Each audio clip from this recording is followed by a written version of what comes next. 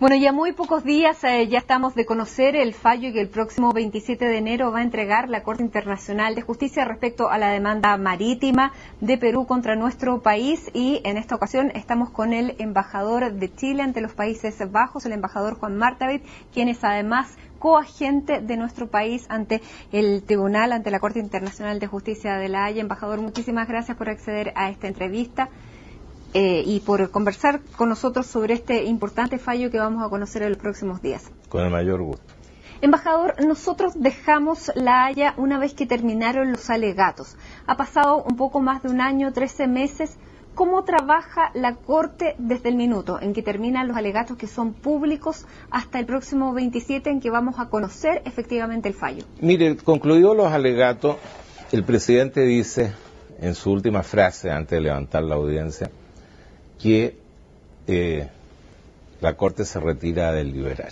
Y ahí comienza efectivamente este largo proceso de deliberación, que es muy importante porque en definitiva recoge todo lo que las partes presentaron, lo que escucharon los jueces de los alegatos, y comienza una discusión, conversación, intercambio de ideas muy importante dentro del grupo de jueces que conforman el tribunal, y que está muy reglamentado. Esto no es espontáneo, ni, en fin, esto está seriamente reglamentado. ¿Qué sucede? Inmediatamente el presidente y el secretario de la Corte comparten con los jueces, a los pocos días, un punteo de cuáles son los temas principales a los cuales la Corte debe abocarse en su deliberación. Este punteo es conversado además con los jueces y pueden surgir dentro de este intercambio de ideas algunas modificaciones a este punteo. Enseguida los jueces, a partir de ese momento, tienen que elaborar un documento personal, que lo hace cada uno de ellos, pueden fluctuar 40 páginas y alrededor de eso, en que contestan esta suerte de cuestionario, de punteo sobre los temas principales. Hay que contestar cada uno de los puntos, a lo mejor no. Los jueces también pueden extenderse más en uno u otro punto. Esos documentos son absolutamente confidenciales, esos no son de conocimiento ni público ni de las partes, por cierto. Y una vez redactado este documento, los jueces lo leen uno a uno, van conociendo la opinión que está contenida en cada una de estos textos. Enseguida, entonces, producido este proceso que dura varias semanas, como usted puede ver, estamos hablando, en fin, de la redacción de un documento relativamente extenso, tienen que hacer análisis cada cual, etcétera. Comienza una audiencia de deliberación. Esa audiencia es confidencial. Esta parte es extremadamente reservada y confidencial. En esto no hay ni filtraciones, ni se conocen qué opinión expresó, ni siquiera se conocen las fechas de la deliberación. De manera que ahí comienza lo que constituye la deliberación de los jueces, con un intercambio de ideas y de posiciones que van haciendo cada cual. Y hay un orden de inicio. Ahora, si cada uno de los jueces, son 16 jueces, tuviera alguna duda, ¿puede hacer preguntas a cada uno de los respectivos países?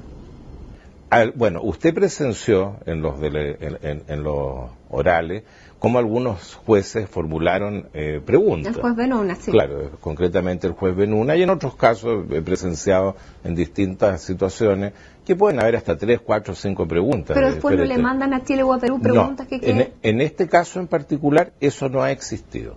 Eventualmente podría ser, pero en nuestro caso no ha existido. Ahora, son 16 jueces que son personas distintas, que tienen orígenes distintos, vienen de países distintos, han fallado en distintos juicios de manera diferente. Ustedes como agente, como grupo, ¿ha hecho un análisis de cada uno de los jueces, cómo falla y cuál es la tendencia que se podría esperar de cada uno de ellos en base como a este historial jurídico de cada uno? Sí, eso se conoce porque cada uno de los jueces que componen la Corte tienen una historia al interior de la Corte y una historia académica también por lo general, ¿no? También algunos de ellos han ejercido como cancilleres o, en fin, vienen de distintos sectores. Otros han sido miembros de diferentes tribunales que también tienen sede en La Haya. De manera de que cuál es, en fin, la posición de los jueces a lo largo de una vida judicial y académica es relativamente conocido. Ahí no hay grandes sorpresas, eso es de carácter público, de manera que uno va apreciando ciertas tendencias que, en fin, son de público conocimiento, y obviamente cuando uno está metido directamente en algo de esta naturaleza, esos análisis son un poco más detallados. ¿Y en ese caso es posible inferir más o menos cuál podría ser la postura de cada uno de los jueces? No, yo creo que sería prematuro pretender sacar conclusiones sobre eso. Ahora, cuando ellos hacen este informe que usted dice que comparten en esta votación en que se presentan, ¿cómo se elabora después, a partir de estos 16 textos diferentes, el texto final, cuando obviamente muchos no van a pensar igual que el otro? Claro, sí. Para eso están las deliberaciones. Se inicia una conversación larga que puede durar todos los días que sean necesarios, o repetirse, incluso interrumpirse y volver a ella, hasta que se identifica claramente una mayoría respecto a los temas principales objeto de la ocupación de los jueces. Una vez que se identifica con claridad esa mayoría, en votación secreta, se eligen 2 jueces de esa mayoría, más el presidente, si forma parte de la mayoría, para redactar el primer borrador de lo que constituirá la decisión de la Corte. Perdón, una pequeña precisión. Ese documento que escribió cada uno de los jueces, que insisto, todo esto es de carácter reservado y no hay conocimiento de nada de esto más allá de las cerradas puertas y paredes donde se delibera, no es el objeto de la discusión. La discusión se inicia con exposiciones que deben hacer los jueces, comenzando por los jueces ad hoc, y van de menor a mayor, para concluir entonces en el presidente. El juez más joven es el que inicia sus exposiciones, y así uno tras otro, y los jueces pueden hacer preguntas entre ellos, pueden comentar, pueden pedir más, intercambian ideas entre ellos, ¿no? Hasta que llegamos a un punto en que se configura de estos debates, cosa que aprecia el presidente de la Corte, él preside todos estos debates. En fin, aquí hay claramente mayoría en este sentido, y ahí entonces se eligen en votación, insisto, secreta, un comité de redacción, compuesto por 2 jueces y el presidente, que elabora lo que será el primer borrador. Ese borrador vuelve entonces en la misma manera, a una sesión, siempre todo esto es reservado hasta el último día, en que se discute este borrador. Y ahí entonces ya sobre la base de un texto comienza una discusión mucho más detallada, si usted quiere, más acabada y más precisa. El lenguaje es tremendamente preciso, ¿no? Ahora, ¿no es posible que haya un empate entre posiciones, siendo que hay 16 jueces? Bueno, cuando hay empate es el presidente el que dirime, ¿no? El voto del presidente. Ya veremos al final, cuando el presidente de la Corte lea lo que la Corte resuelve en cada uno de los puntos, cómo han votado los jueces, quienes conformaron en ese punto específico la mayoría. Y los votos de minoría, no. Y tienen cada uno las argumentaciones correspondientes. Quedan todos registrados. Ahora, perdón, sí. Eso, la votación con el nombre de cada juez, la leerá el secretario, concluida la lectura inmediata, ¿no?, que hará el presidente, y además se incluyen, y eso es muy interesante, Matilde, se incluyen las opiniones y declaraciones que individualmente quieren agregar al fallo cada juez que estime necesario hacerlo. Y sobre eso permítame una pequeña sugerencia desde el punto de vista de las comunicaciones y del interés general de nuestro país, de la gente que va a seguir esto. Estoy muy seguro, con gran interés, por cierto. Esto va a ser transmitido, es a las 3 de la tarde en punto hora de La Haya, a las 11 de la mañana hora de Chile, en directo, y de manera que, al igual que los orales, todo el mundo podrá seguirlo. Y enseguida, también, por una gentileza que debo destacar de la Corte, ha aceptado que esto sea interpretado en español, que no es idioma oficial de la Corte. La Corte tiene solamente 2 idiomas, el francés y el inglés. De manera que todos vamos a poder conocer en el momento la decisión de la Corte. Yo recomendaría, sin embargo, junto con la prudencia que siempre debe acompañar el conocimiento inmediato de la decisión de la Corte, una posterior lectura muy detallada de todo el fallo. Porque en el caso de Nicaragua, Colombia, al principio, a la mitad de la lectura del fallo, había celebración por una parte, claro, y después celebración por la otra. ¿Cómo se entiende finalmente la decisión final de este fallo? Me ha tocado un punto muy interesante porque ese día, al igual que en otras lecturas de fallo, estaba yo ahí, ¿no? Y pude seguir de cerca a través de las reacciones de mis colegas de los dos países. Observaba, algunos gestos, algunos obviamente a favor, otros, pero cuando concluyó la lectura, me acerqué a los jefes de ambas delegaciones y denoté, y se lo quiero decir con mucha, transmitirle una experiencia personal.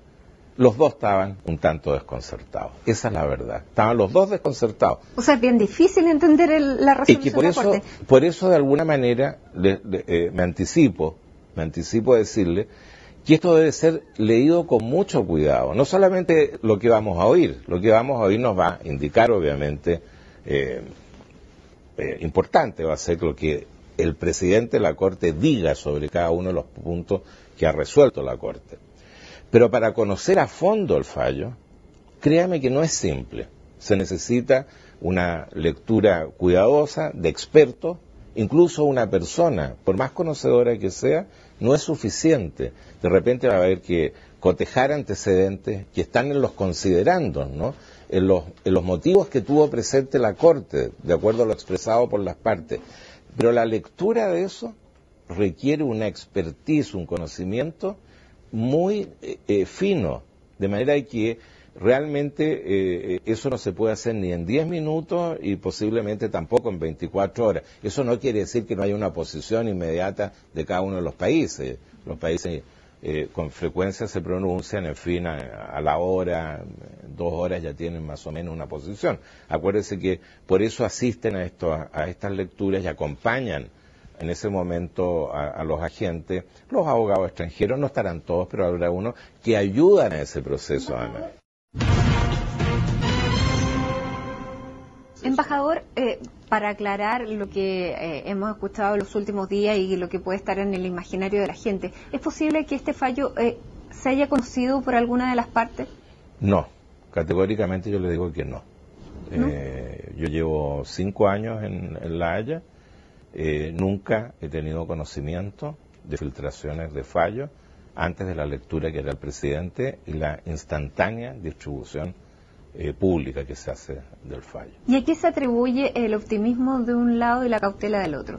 Bueno, usted comprenderá que esto son casos complejos. Todos estos casos que llegan finalmente a la Corte tienen una larga historia, son delicados desde el punto de vista de opinión pública, de las emociones, de las expectativas, de lo que la gente cree, da por hecho, indiscutible, o, son tantos los factores que informan y determinan la posición de los individuos, de los nacionales de cada país frente a lo que concluirá con el fallo que conoceremos el día 27 de enero. Ahora usted... Han habido diferentes, en cada país las cosas han sido también llevadas de una forma diferente. No estoy hablando, de aquello que se trata en la Corte. Yo creo que los dos países han actuado muy profesionalmente, sus equipos son, competentes, conocidos, los asesores extranjeros son todos de alta calidad, de las dos partes,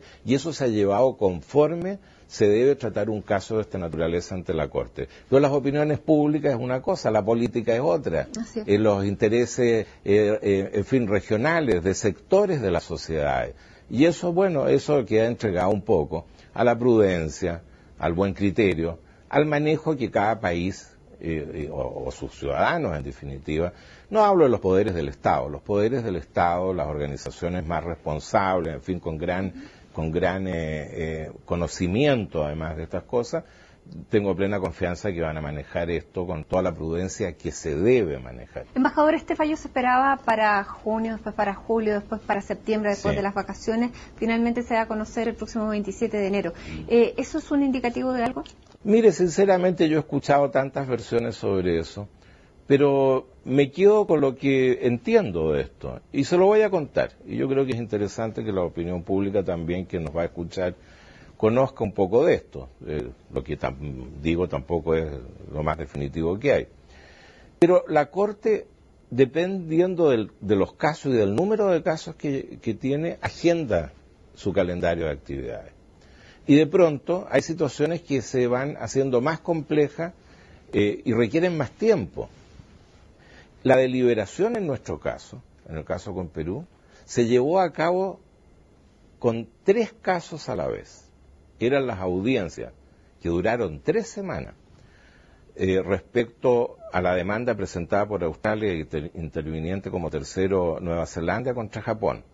Ese fue un caso bien excepcional, porque además se estuvieron presentes, autorizados por la Corte, peritos y expertos de las partes. ¿Usted lo atribuye a la recarga del tribunal? Sí, yo creo que eso es así. ¿No estuvo presente la consideración de que había elecciones en Chile? Pero estamos hablando, yo le estoy hablando de la primera mitad del año, sí, antes de julio, porque efectivamente, y después, claro, efectivamente se esperó razonablemente que el fallo viniera en esa época. Y resulta de que por recarga de trabajo, como le digo, porque también había otra deliberación en curso, que era el caso Camboya-Tailandia, más nuestro caso, bueno, yo creo que objetivamente es una carga de trabajo muy importante. ¿Y después puede tener consideraciones políticas respecto, por ejemplo, a las elecciones en un país? Bueno, eso que quede un poco entregado al buen criterio de cada cual como quiere entenderlo. Pero también déjeme decirle que después, cuando se retoma el trabajo de la Corte después de las vacaciones, viene el centenario del Palacio de la Paz. Y personalmente participé todo el mes de septiembre, en actividades académicas en torno a la celebración o conmemoración de este centenario, en la cual estaban algunos jueces, todos los jueces, o sea, todo el mes de septiembre estuvieron en otras actividades. ¿No diría que es un fallo más complejo que otro en que se esté creando a lo mejor un escenario distinto al que estaba planteando Chile o Perú, el retraso? Yo creo que eso tiene que ser analizado simplemente con el mejor criterio. Obviamente, y lo digo con cierta prudencia, también la Corte debiera, pero eso yo no se lo puedo dar de una manera tan afirmativa, tener eventualmente consideraciones respecto a cosas o eventos o programas muy trascendentales en algunos de los países. La Corte no tiene por qué influenciarse de eso, pero yo creo que sería algo como prudente, como de buen procedimiento, simplemente decir, bueno, ¿para qué lo voy a anunciar el lunes? Esperemos esto y hagámoslo el próximo viernes. La audiencia de lectura del fallo es una audiencia formal. Preparar esa audiencia también es un tema. Embajador, y sacándole un poco de esta formalidad, usted vive en La Haya. Sí. La Haya es un lugar pequeño donde la comunidad diplomática se reúne y es un círculo bastante reducido. Las recepciones son más o menos las mismas. ¿Usted se encuentra en el cotidiano con cada uno de los jueces? ¿Tiene una relación con alguno de ellos más que con otro? ¿Los conoce en otro plano? ¿Cómo es? Usted misma lo grafica muy bien. Es una comunidad diplomática, debo decir, grande, para el tamaño de La Haya es una comunidad diplomática importante, porque no se olvide que además de las relaciones bilaterales con Holanda, hay otras instituciones internacionales tremendamente importantes, como la Organización para las Armas Químicas, por ejemplo, que acaba de ganar el premio de la Nobel. Chile es miembro del Consejo Ejecutivo, tengo muchas actividades en esa materia también, como la Corte Penal Internacional, que es muy relevante, ¿no? Hemos visto todo lo que ha pasado ahora último con ciertos países africanos. Todo esto ha sido temas que requieren Pero la ciudad es pequeña, todos se encuentran donde mismo, eso voy. Ahora, pero con esto quiero explicarle lo siguiente. Efectivamente uno se encuentra, y se encuentra muy seguido, y se encuentra en distintos escenarios con los principales actores de los organismos internacionales o de las cortes. Hay varias cortes más. Y obviamente uno tiene una tendencia natural, es propia de nuestra manera de ser, de trabajar, las relaciones que corresponden, entre personas que están en actividades todas, en fin, importantes. ¿Y en el caso de la Corte es posible hacer lobby? No. Mi respuesta es categórica y clara, no. No significa que teniendo una amistad personal, que uno puede cultivar en 5 años de amistades personales, o conocimientos anteriores incluso, a que él llegue como juez o yo haya llegado como embajador, que también en fin, eso no significa de manera alguna la posibilidad de hacer lobby. Y eso yo quiero ser enfático en eso, porque cada cosa tiene que estar en su lugar. La Corte trabaja con toda independencia, trabaja con la reserva que debe hacerlo. Nunca he escuchado de la filtración del contenido de un debate, nunca, de alguna deliberación. De manera que yo creo que en esto no hay que hacerse, en fin, ideas. Porque desde la lejanía no uno puede así. pensar muchas cosas, no solamente del equipo chileno, sino que también del equipo de otro país. Sí, pero eso no es así. No es así. No es así. En fin, definitivamente no es así. Usted comprenderá que si los fallos se conocieran antes, pero no tenga duda que serían publicados antes. Y ustedes como comunicadores, en fin, no todos tienen la misma ética o los mismos procedimientos, pero de existir esa posibilidad ya se conocerían los fallos, y no es así. Embajador, ¿con qué ánimo viaja ahora a La Haya? Déjeme decirle de manera personal, con el buen ánimo con que siempre he abordado todas las tareas. Para mí esto ha sido sin duda lo más importante en mi carrera. Cumplo ya 43 años de carrera. He tenido la suerte de estar en las más diversas posiciones y además haber vivido en distintos continentes, lo cual me da alguna capacidad, en fin, para entender culturalmente, en fin, a los distintos actores de esta pequeña ciudad que concentra tanto mundo internacional, ¿no? Y todos los que hemos trabajado en esto, creo yo que hemos puesto lo mejor de sí, y no me voy a referir porque ya lo habrán escuchado tantas veces, y nuestros auditores también. El trabajo escrito es de público conocimiento, y está ahí, y eso fue muy importante. Las audiencias orales fueron conocidas por todo el mundo, seguidas al instante. Todo el mundo pudo apreciar el trabajo de cada uno de los países, que hicieron todos un buen trabajo, ¿no? Y el peso de los argumentos, la solidez de las explicaciones. Y esta tercera parte, que es la preparación de la decisión, eso no es público ni es conocido. Eso lo vamos a conocer el 27.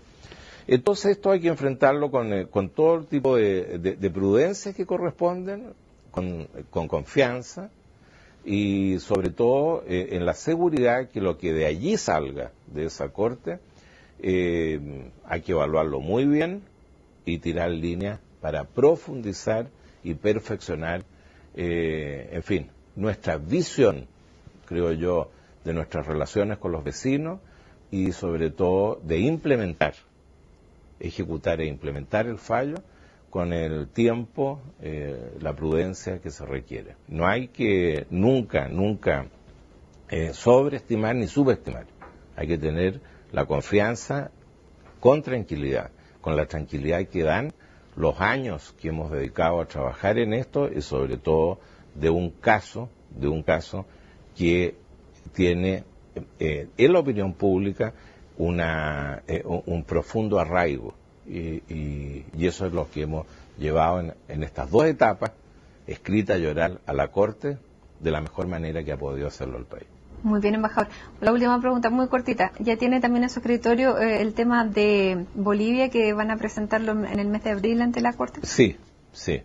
Bueno, en el mes de abril, el 17 de abril, Bolivia debe presentar la memoria sobre la demanda que introdujo ante la Corte. Sobre eso también se ha estado trabajando, por supuesto. Usted sabe, hemos tenido varias reuniones, esta casa no deja de funcionar, se están haciendo la recopilación de antecedentes, revisando los archivos. Debo decir que en el caso con Perú, eso entregó un conocimiento y una experiencia muy valiosa. Se revisaron, perdón, lo puedo decir sin ninguna presunción, en fin, aquí hay gente, jóvenes que han trabajado de distintas ramas profesionales, Yo diría que se han revisado todas las bibliotecas del mundo sobre estos temas y también los archivos que están en distintas partes de correspondencias diplomáticas de distinto carácter o jurídicas. De manera de que estos ejercicios ya los conocemos y Chile está trabajando en eso con toda la seriedad que corresponde.